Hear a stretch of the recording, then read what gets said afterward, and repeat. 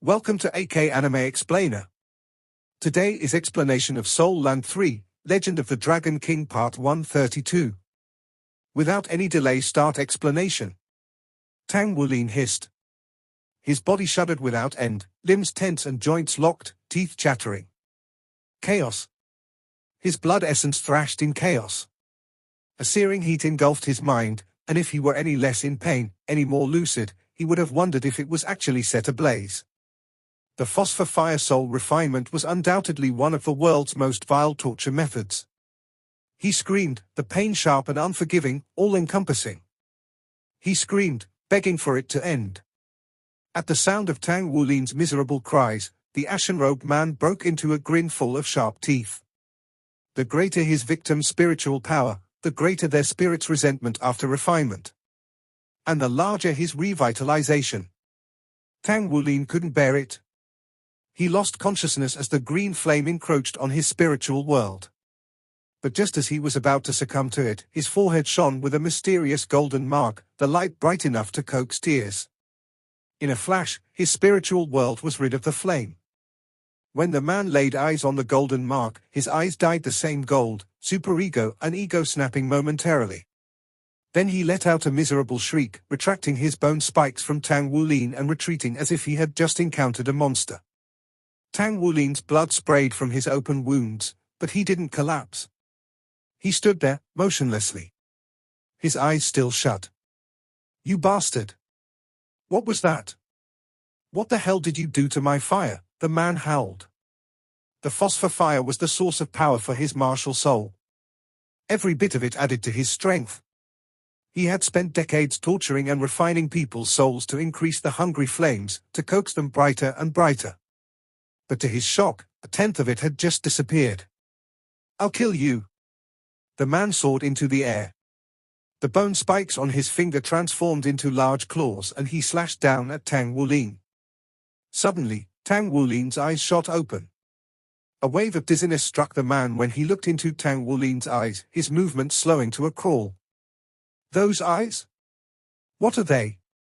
No longer their original obsidian, Tang Wulin's eyes had bled into a brilliant gold. A tinge of blue danced at the outer perimeter. Gone was youthful innocence, in its place an aura of omniscience. His body jerked, tilting backward until it was almost parallel to the ground. And then it bounced back like a coiled spring. His limbs twitched, his muscles spasmed, the crackle of joints echoing throughout the carriage. He brought his right hand over the gaping holes in his chest. Waved it once. The wounds hissed and sewed themselves back together, the leaking of blood obstructed in the process. Then the golden mark appeared on his forehead again. This time, the man recognized the mark for what it was and felt his soul power freeze. A golden three-pronged trident. The person before him was not the brave young boy who had dashed headfirst into danger for the ones he loved. No, this was someone different. Someone else entirely. He raised his right hand, but didn't bring out his dragon claw. Instead, golden light converged within his palm, manifesting as 3-meter-long double-headed spear. Tang Wulin's figure flickered, reappearing right in front of the man's nose, his spear in a thrust. The man howled. His prey had become the predator. His instincts screamed doom as the spear closed in. He urged his body to the side, desperate to avoid the impending stab.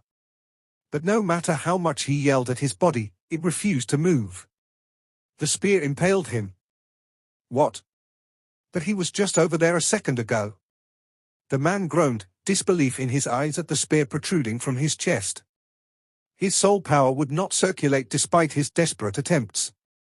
Then a chilling cold seeped into his body, the spear greedily sapping his soul power and life force away. Out from his body and into Tang Wulin. The ashen-robed man shuddered. He could feel himself rapidly aging, skin sagging and bones thinning by the second. What's happening to me? How is he taking my life force? Not only was he a soul emperor who had slayed soul sages in the past, he was also a one-word battle armor master. He was utterly shocked to be powerless before Tang Wulin's spear. Those with the least regard for life feared death the most, and this man was no exception. Organs failing, body shriveling up, and life force flowing away, he could only stay still and watch as the spear grew brighter and brighter until it was a dazzling gold. He let out a silent scream at the thought of his inevitable, impending death. He screwed his eyes tight.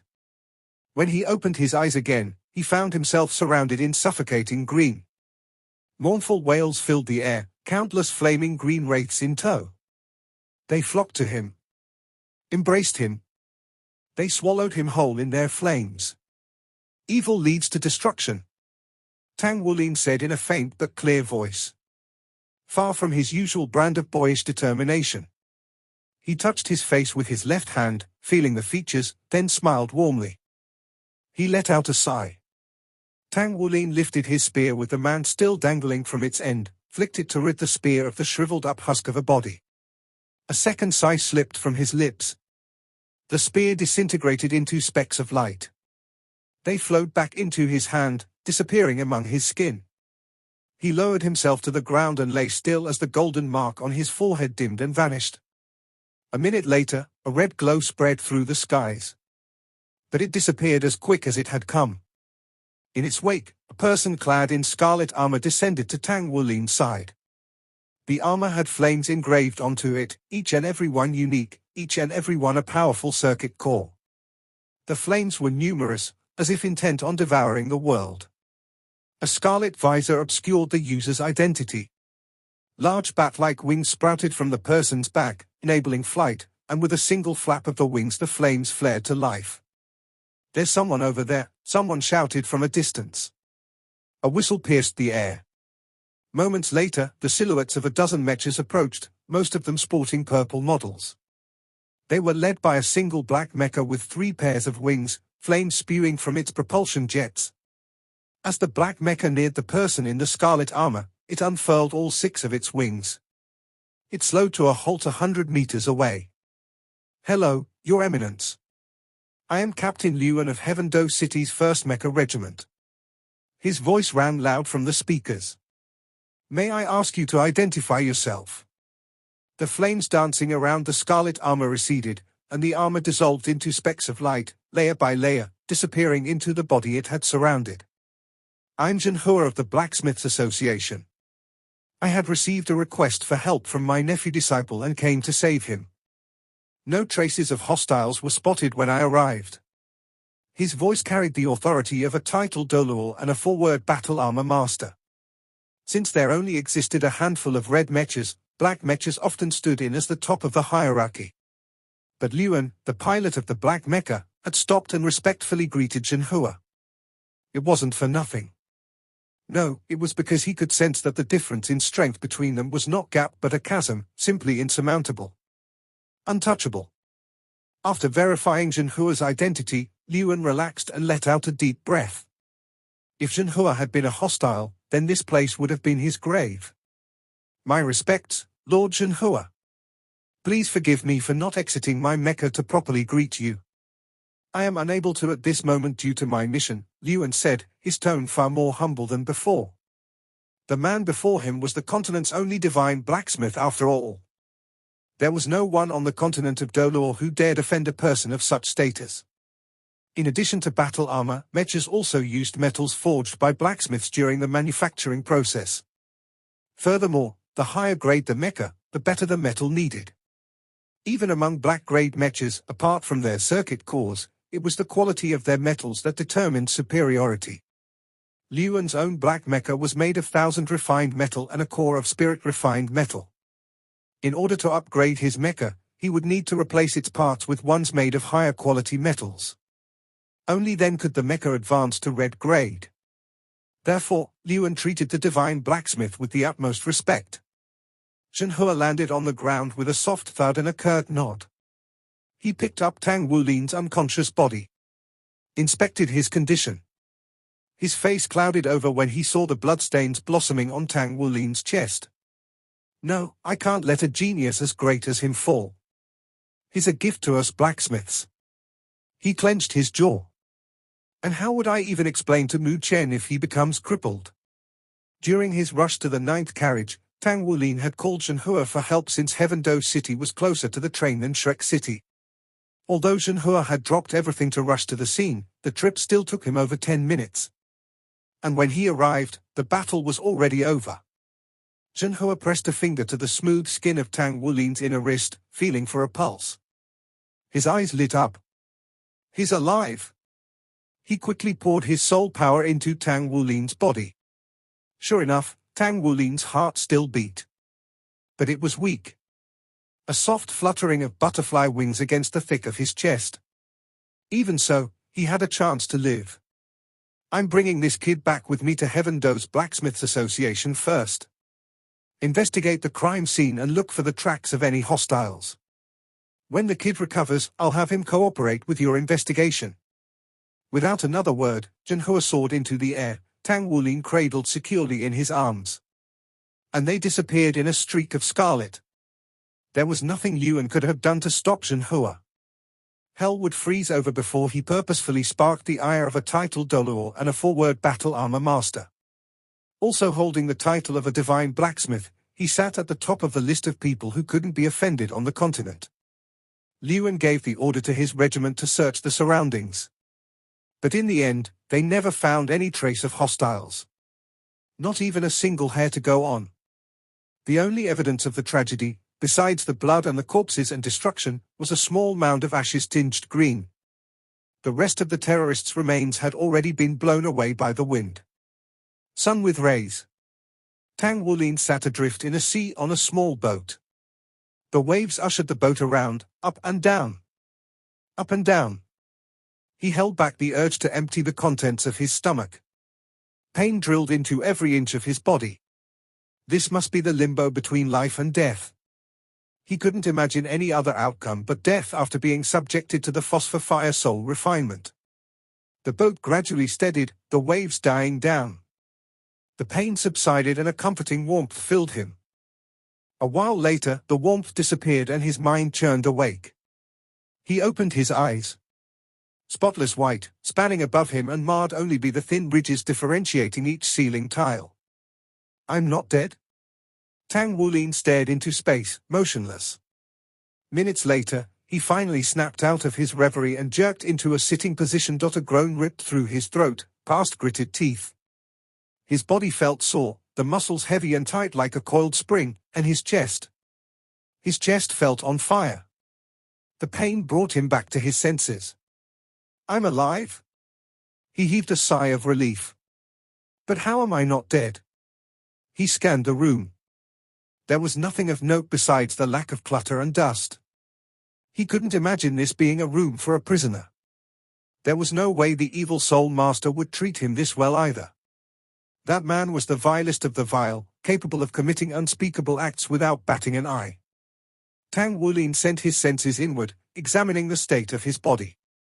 To his surprise, he was completely fine. Aside from the slightly damaged meridian channels in his chest, he couldn't find anything wrong. All of his energies were normal, indistinguishable from before.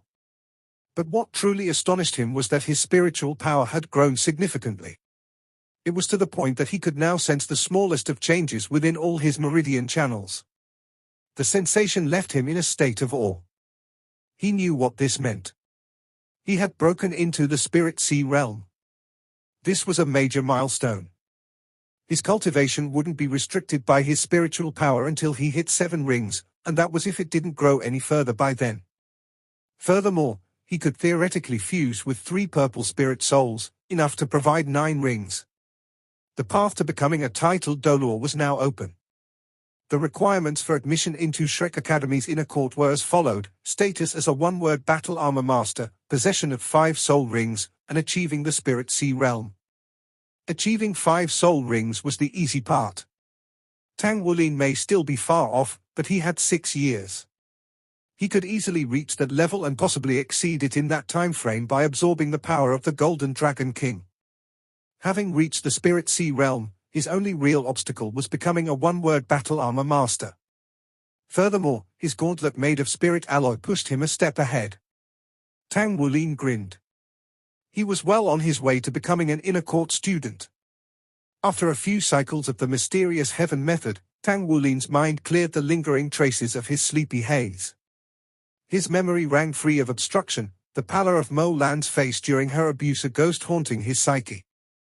He had survived the phosphor fire soul refinement, but he couldn't assume the same for her. He needed to find her to know. For closure. He couldn't forgive himself if he didn't. Tang Wulin jumped off his bed and changed into a set of clean clothes from his storage ring. The second he finished changing, the door opened and a man entered. "Uncle Master!" Tang Wulin exclaimed. "You can stand already." Zhenhua's voice was thick with concern. The image of Tang Wulin's still and bloody body was vividly emblazoned in his mind. Zhenhua had gotten a first-rate soul master medic to heal Tang Wulin as soon as they returned to Heaven Do City. While Tang Wulin's heart hadn't been damaged, his other internal organs had not been as lucky. But to the medic's astonishment, there was minimal blood loss and his body was on the road to recovery. What should have been serious, unsightly wounds had already healed. The medic had concluded that Tang Wulin would recover naturally given enough time and recommended against doing anything special to hasten the process. The best way to avoid any adverse effects was simply disinfecting the wounds, bandaging them, and making sure his body was well nourished. Yet the surprise didn't end there. A mere 2 days later, Tang Wulin was already well enough to leave his bed. Zhenhua could hardly believe his eyes. "This kid's body is way too tough. Are you sure you're fine? You don't have to force yourself." Concern coated Zhenhua's voice. Tang Wulin flashed a smile. "Yes, Uncle Master. Thanks for rescuing me." Zhenhua shook his head. "There was no trace of any hostiles when I arrived. You can't exactly say I'm the one who saved you. But really, your body's recovery speed is amazing. Without any help, you healed so quickly. How about I take you for another examination?" "I'm fine," Tang Wulin said, shrugging. "I already inspected myself. There's just some minor clogging in my meridian channels from the wounds. They'll unblock themselves in a few days. Everything else is under control." He frowned, clearing his throat. "Uncle Master, what happened to the conductor? She was attacked too." Zhenhua knitted his brows, sinking deeper within his sea of thoughts until only his head stayed unsubmerged. "If I remember correctly, she isn't doing too well. I heard she was sent into emergency care, but her brain..." He sighed. "Her brain's pretty damaged and so is her spirit. I'm sorry, Wulin, but they don't know when she'll wake." Tang Wulin felt as if he were plunged in freezing water, sinking deeper and deeper, the light at the top shrinking into silent darkness. The air surrounding him condensed, thick and viscous and hard to contain in his lungs. He had guessed it. He had guessed this outcome but had turned his cheek in the face of reality, and was now suffering the stinging slap. His hands, cold and damp, curled into fists at his side. How could this happen to Big Sis Mo Lan? "Uncle Master," he broke the silence after what seemed like hours, "can you bring me to see her? Big Sis Mo Lan is a good person. She did all she could to protect the passengers both this time and the last. She didn't hesitate to sacrifice herself for their lives." Tang Wulin's voice grew frantic, uncontrolled. "She's a saint. Please. Can't you help her? I must escort you to give a report on what happened first.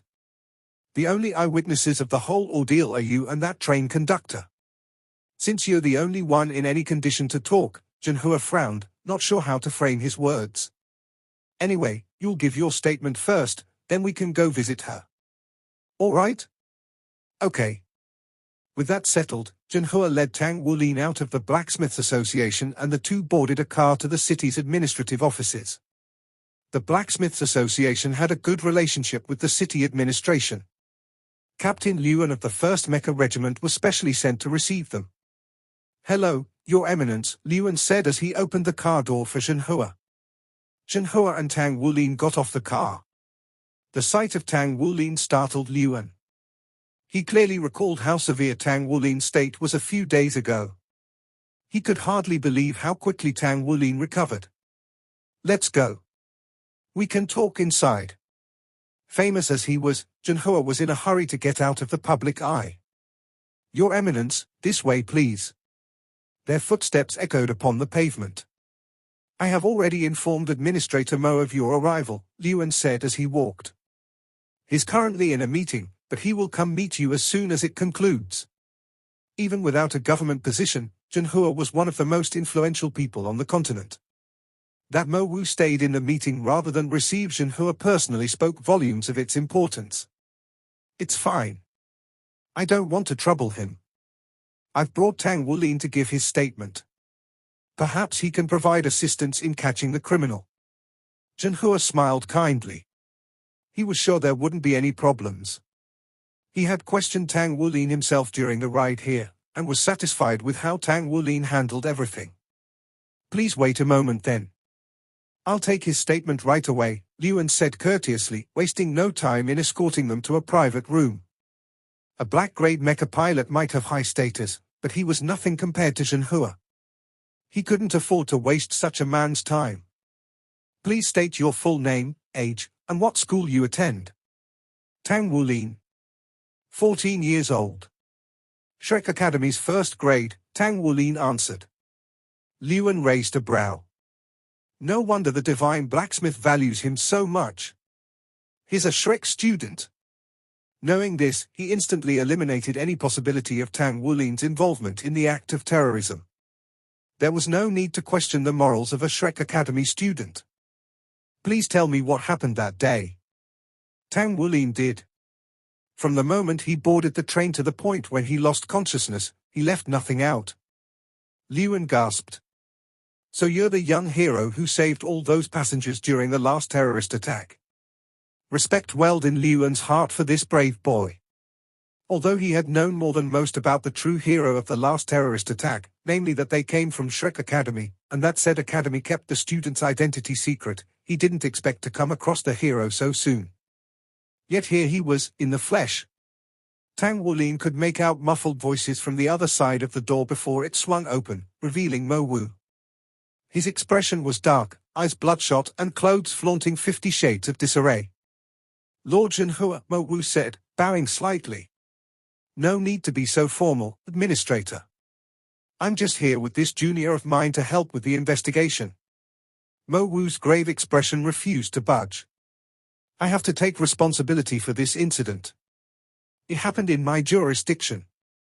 Nobody can blame you for what happened. Those evil soul masters are too cunning. It won't be easy to catch one. You're all doing your best anyway. Liuan approached Mo Wu. Administrator, I'm nearly done taking his statement. This boy and the hero of the last attack are one and the same.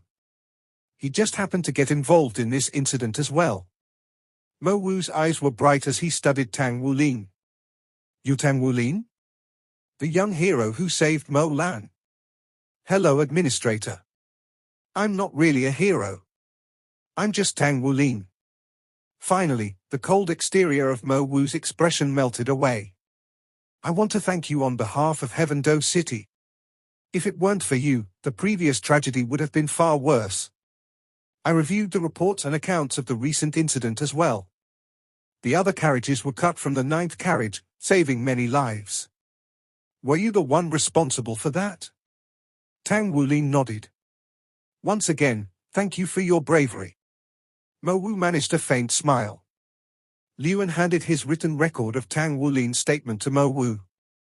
After skimming through a few pages, Mo Wu frowned. Phosphor Fire Soul Refinement. Yes, Tang Wulin said. That's what the terrorist called it. Administrator, is Big Sis Mo Lan all right? She's not in danger, is she? His voice came out in near whimper. Tears formed at the corner of Mo Wu's eyes, threatening to fall. He did his best to hold back from breaking down. Thank you for your concern. To tell you the truth, I'm her father. You don't have to be so formal with me. Just call me uncle. He sighed. You've saved her life twice already. She'd be dead if it weren't for you. Tang Wulin's eyes went wide. He had found the administrator to look somewhat familiar, unsure of where to place his face. To hear that he was Mo Lan's father was unexpected, but at the same time, given a better opportunity to examine the man, Tang Wulin was able to pick up the striking resemblance between them. So where's Big Sis Mo Lan? The Phosphor Fire Soul Refinement had been pain incarnate. Tang Wulin couldn't help but worry for Mo Lan, couldn't hope for an ordinary person like her to be as resilient as him, a soul master. She's in the hospital. Critical care unit. Mo Wu rubbed at the bridge of his nose. Is she? I heard she's in a coma, prompted Tang Wulin, hoping it wasn't true. Mo Wu's face contorted in grief. His entire body sagged, the weight of the world upon his shoulders. The medics managed to preserve her life, but we don't know when she'll wake up. The familiar sensation of drowning was back, yet Tang Wulin pushed it to the far recesses of his mind. This was no time to lose himself to sorrow. But he couldn't ignore the fact that the brain was an extremely complicated and weak organ. Unlike soul masters, ordinary people did not have the luxury of spiritual power to protect their brains. It would take a miracle for Mo Lan's brain to recover completely from the abuse it had sustained. The doctors and soul master medics can't do anything? Tang Wulin asked, grasping for any straws.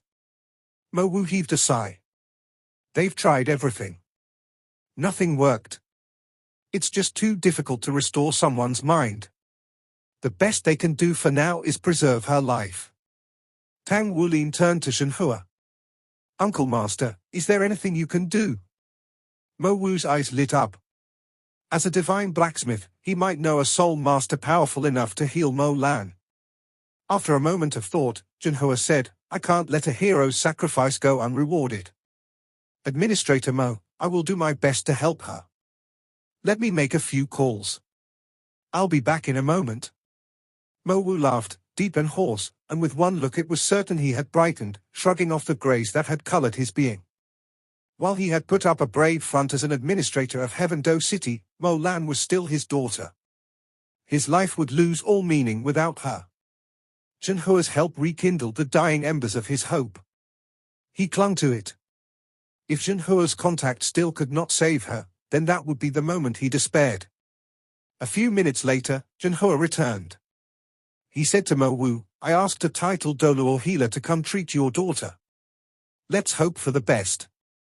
Mo Wu rejoiced, bowing his head again and again as he thanked Shenhua. In terms of cultivation difficulty, food and healing types ranked the highest among soul masters. A healing type titled Dolo was as rare as a unicorn. The best healing type Heaven-Do City had to offer was a soul sage. That was a difference of 2 whole soul rings. With a titled Dolo treating her, the chances of Mo Lan's recovery were high.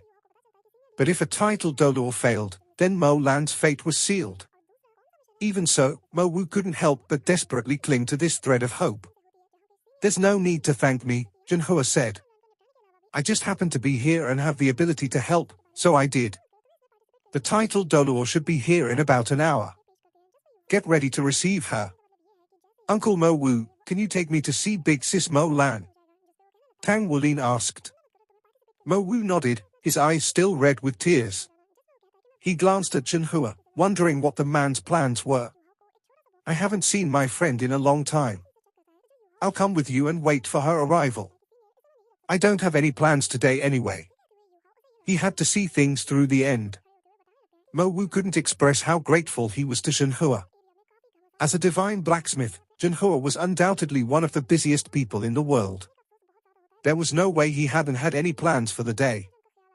Mo Wu called for a car to take them to the Heaven-Do hospital a few blocks away. This was where Mo Lan was being treated. Careful to not cause a disturbance, he brought his guests in through the VIP entrance, then led them straight to the critical care ward. Due to Mo Lan's condition, they weren't allowed into her room.